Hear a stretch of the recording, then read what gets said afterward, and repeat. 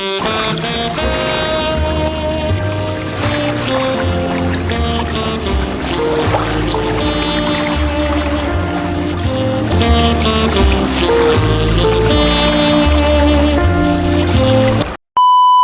toilet scene wasn't just gross, it was delicious.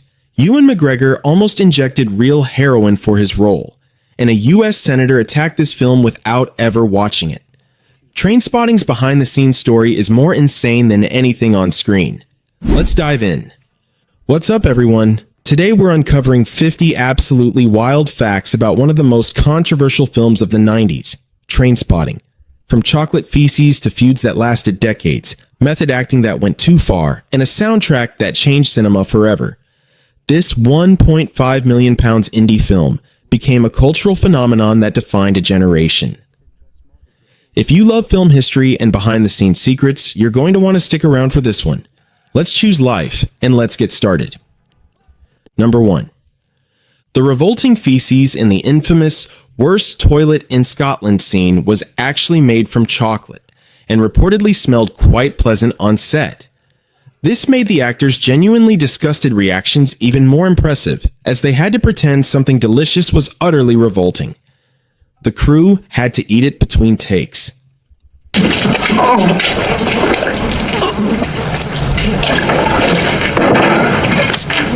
Number 2. The iconic flat where Renton lives in the film was actually 2 different locations cleverly edited together. The exterior shots were filmed at a real rundown tenement building in Edinburgh's Leith district to maintain authenticity, while the interior scenes were shot on a custom-built set in Glasgow at the abandoned cigarette factory base. This allowed the production to control lighting and camera angles for intimate scenes, while preserving the gritty realism of Edinburgh's actual housing conditions that the story required. Number 3. Robert Carlyle improvised much of Begbie's aggressive behavior on set, often surprising his co-stars with sudden movements and intense reactions. Carlyle stayed in character between takes to maintain the psychotic energy the role demanded. He worked closely with fight choreographers to ensure the violence looked authentic without actually harming anyone. Carlyle's commitment to understanding violent psychology through interviews with criminologists and former gang members brought a terrifying realism to the character that made Begbie one of cinema's most memorable antagonists.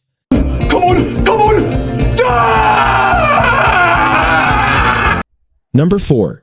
Due to the shoestring £1.5 million budget, most scenes had to be shot in just one take, with no room for multiple attempts. This constraint actually contributed to the film's raw, grungy aesthetic and sense of immediacy, giving it an unpolished documentary feel that perfectly matched the subject matter and elevated its authenticity. As soon as possible. Took about 12 hours. Movement, right? You were doing the world a favour, you know, because see what that spitting that was going on whenever they... Number 5. The entire cast and crew worked out of an abandoned cigarette factory in Glasgow during the 7-week shoot. This location served as their production base, dressing rooms, and meeting space, a fitting metaphor for a film about addiction and decay. The industrial atmosphere influenced the film's gritty visual tone and authentic working-class sensibility. Number 6. The tragic infant Dawn was played by uncredited twins, Lauren and Devin Lamb, a common practice for child actors due to strict working hour regulations. Danny Boyle later tracked down the twins in 2017 before T2 Trainspotting's release and was relieved to discover they hadn't become drug addicts despite their disturbing cinematic debut. All sorts of other shite.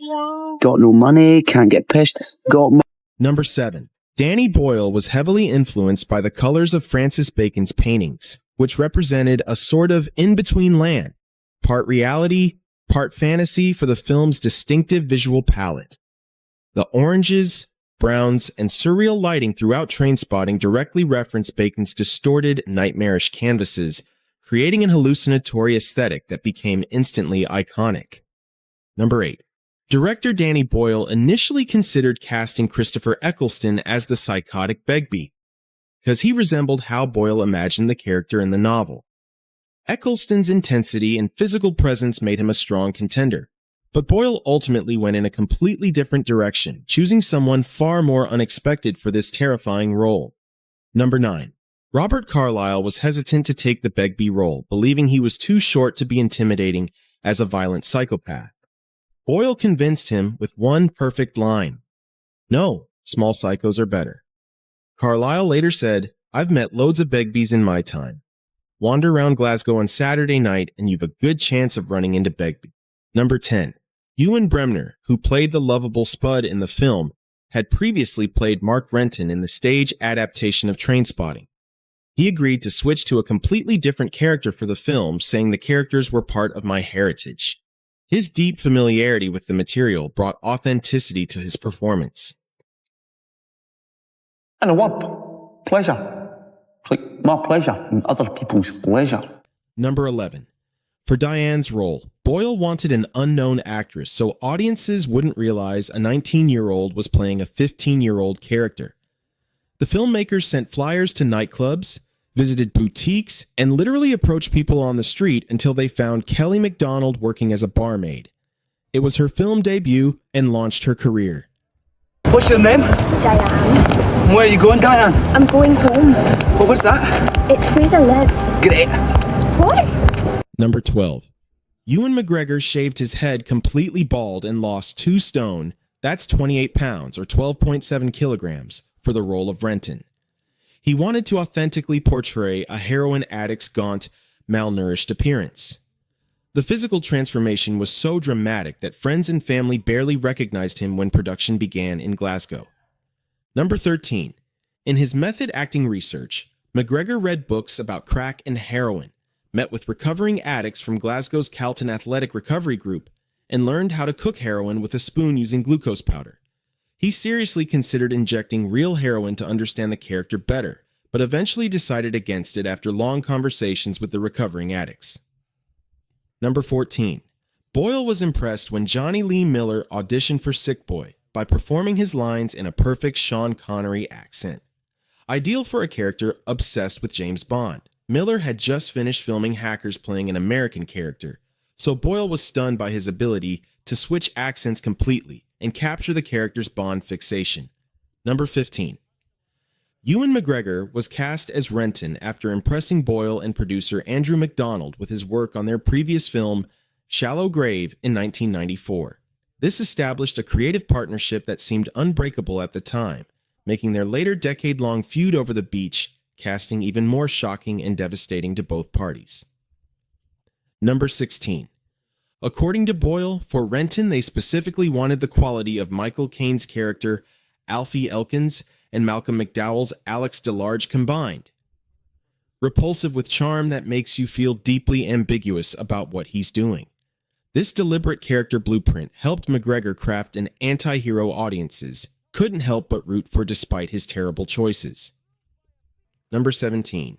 The Calton Athletic Recovery Group, the organization of recovering heroin addicts that McGregor visited for research, appeared as the opposing football team in the opening credits. These real former addicts brought authenticity to the scene, and many formed lasting friendships with the cast, providing ongoing consultation throughout the production process. Number 18. Despite being explicitly set in Edinburgh, almost the entire film was shot in Glasgow for logistical and financial reasons. Only the opening chase scene on Princes Street and Calton Road was actually filmed in Edinburgh. This geographic deception angered some Edinburgh residents, but proved Glasgow could convincingly double for its rival city. Number 19. Brechin Glen Park in Giffnock, where Sick Boy and Renton discuss James Bond and Sean Connery, was also the exact location of the titular grave in Boyle's previous film, Shallow Grave. This deliberate callback rewarded attentive fans and created a subtle universe connection between Boyle's first 2 films, suggesting they might share the same world. Number 20. Keith Allen's casting as the London drug dealer was a deliberate reference to his criminal character in Shallow Grave, with the strong implication that he's playing the same person in both films.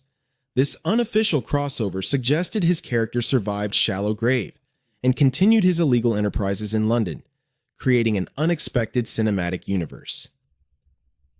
Number 21.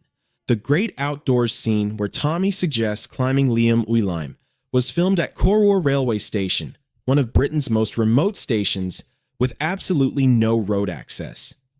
Actors and crew could only reach the location by train, emphasizing the isolation and beauty that the characters completely fail to appreciate, highlighting their disconnection from nature. Number 22. The scene where the characters walk across the street in London deliberately parodies the Beatles' Abbey Road album cover, filmed as they exit Smallbrook Mews across Craven Road in Paddington.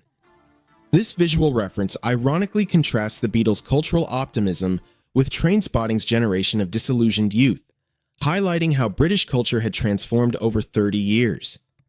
Number 23. The school attended by the underage character Diane was actually Jordan Hill in Glasgow's West End, one of Glasgow's most prestigious schools. This location choice added to the film's almost entirely Glaswegian production, despite Edinburgh being the story's setting. The school's reputation contrasted perfectly with Diane's dangerous lifestyle and poor decision-making regarding older men. Number 24. In her complete naivete as a first-time actress, Kelly MacDonald invited her mother and brother to visit the set during production. Unfortunately, they arrived on the exact day she was filming her graphic sex scene with Ewan McGregor. The awkwardness was reportedly unbearable, and MacDonald has called it one of her most embarrassing moments. Number 25. Danny Boyle approached Oasis about contributing a song to the soundtrack, but Noel Gallagher turned down the opportunity immediately. He mistakenly believed the film would be about actual train spotters, people who watch and catalog trains as a hobby. When he finally saw the film, Gallagher realized his mistake and called himself an idiot. Number 26. The soundtrack deliberately featured 3 distinct musical eras in one cohesive package. 1970s artists associated with drugs like Lou Reed and Iggy Pop, 1990s Britpop bands like Blur and Pulp, and 1990s techno dance acts like Underworld and Bedrock. This revolutionary approach changed how electronic music was presented alongside rock in cinema forever. Number 27. The Trainspotting soundtrack became so culturally influential that Vanity Fair ranked it number 7 for Best Motion Picture Soundtrack in history. Entertainment Weekly ranked it number 17, and Rolling Stone placed it at 13 in their 25 Best Soundtracks list. These rankings cemented its status as one of cinema's most important musical compilations. Number 28. The soundtrack specifically aimed to champion electronic music on equal footing with rock in a way that had never been accomplished before in British cinema. In 1996, electronic and dance music were still considered inferior to rock, but Trainspotting's success helped legitimize these genres, influencing countless films and soundtracks that followed throughout the late 90s. Number 29. As part of the aggressive marketing campaign, Danny Boyle directed a completely revamped music video for Iggy Pop's Lust for Life, using footage from Trainspotting. This video became iconic and inseparable from the film itself, introducing Iggy Pop to a new generation and revitalizing his career decades after the song's original 1977 release. Number 30. NME praised the soundtrack as Oni Ta, a perfect snapshot of 1996 music, capturing the exact moment when Britpop peaked with Oasis dominating the singles charts and the Spice Girls rapidly rising. The soundtrack documented this transitional period in British music perfectly, preserving the sound of mid-90s Britain for future generations to study and appreciate. Number 31. U.S. Senator Bob Dole viciously accused the film of moral depravity and glorifying drug use during his 1996 presidential campaign against Bill Clinton. He used Trainspotting as an example of Hollywood's corruption of American youth. Days later, Dole admitted during a press conference that he had never actually watched the film he was condemning. Number 32. Miramax, the U.S. distributor, requested that some dialogue be dubbed to make Scottish slang and British slang easier for American audiences to understand. This decision sparked intense debate about cultural authenticity and whether American audiences needed their hands held. Some Scottish actors felt insulted, while others understood the commercial necessity for wider distribution. Number 33. Trainspotting was screened at the prestigious 1996 Cannes Film Festival, but shown out of competition rather than competing for the Palme d'Or. According to the filmmakers, this was due to its controversial subject matter involving extensive drug use. Despite this snub, it became the festival's one unqualified critical and popular hit that year. Number 34. The film sparked heated international debate in Britain, Australia, and the United States about whether it promoted or romanticized drug use and addiction. Parents' groups organized protests, while defenders argued it showed both the temporary allure and ultimate horror of addiction. The controversy only increased ticket sales and public interest dramatically. Number 35. Producer Andrew McDonald defended the film in a BBC interview, stating, "We were determined to show why people took drugs. You had to show that it was fun and that it was awful." Boyle added, "It's the music and humor that makes people feel it's glamorizing drugs," acknowledging that the stylish presentation created moral complexity. Number 36. Author Irvine Welsh's brutal initial verdict on John Hodges' screenplay was that it was too effete, too refined, and lacking the raw edge of his novel. However, he was completely won over when Boyle wrote him a persuasive letter claiming that Hodge and producer Andrew McDonald were the two most important Scotsmen since Kenny Dalglish and Alex Ferguson. Number 37.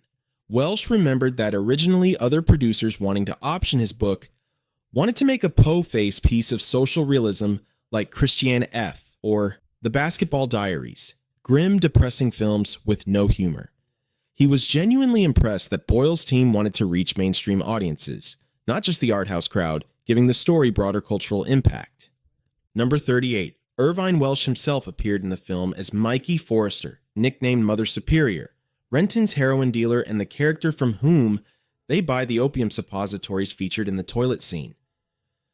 Welsh's presence added authenticity, and his brief appearance became a fun Easter egg for fans familiar with the author's distinctive appearance. Number 39. The scene where Renton dives into the toilet and swims through feces is a deliberate reference to Thomas Pynchon's 1973 postmodern novel Gravity's Rainbow, which features a similar disgusting sequence. This literary connection added an intellectual layer to the visceral imagery, appealing to both highbrow and lowbrow audiences simultaneously and elevating the film's artistic credibility. Number 40. The film's cryptic title comes from a deleted scene in Welsh's novel where Begbie and Renton meet Begbie's estranged father in a disused Leith Central railway station they're using as a public toilet. He asks if they're trainspotting, watching trains. This scene was later included as a flashback in T2 Trainspotting 21 years later. Number 41. Based on cost-to-return ratio, Trainspotting was the single most profitable film of 1996. With a tiny £1.5 million budget, it earned £12 million in the UK and $72 million worldwide. This incredible return on investment proved that gritty, authentic British films could compete commercially with massive Hollywood blockbusters if marketed correctly. Number 42. The film opened on just 57 screens in the West End, Scotland and Ireland, grossing £532,950 in its opening weekend and placing 5th at the UK box office. It was the number 1 film in London. This platform release strategy built word-of-mouth momentum before expanding nationwide to the top spot 3 weeks later. Number 43. Trainspotting became the highest-grossing British film of 1996 and, at the time of its release, the 4th highest-grossing British film in history. This commercial success proved that British cinema could tell distinctly British stories with British actors and British sensibilities without compromising for international markets, inspiring a wave of authentic UK productions. Number 44. In 1999, just 3 years after release, the British Film Institute ranked Trainspotting at number 10 in its list of top 100 British films of all time. This rapid canonization was unusual, as films typically need decades to achieve such recognition. The ranking has remained stable in subsequent polls, confirming its enduring importance to British cinema. Number 45.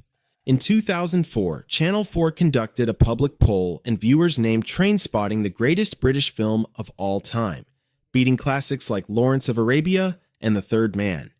That same year, the List magazine's poll declared it the best Scottish film ever made. These twin honors cemented its status as both nationally and regionally significant. Number 46. Trainspotting became one of the defining cultural products of the 1990s.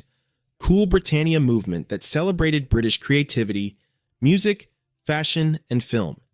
It was prominently featured in the documentary Live Forever, The Rise and Fall of Britpop, representing how British culture captured global attention and imagination during this unique historical moment. Number 47. Time magazine ranked Trainspotting as the 3rd best film of 1996, placing it above numerous Oscar winners and massive Hollywood productions.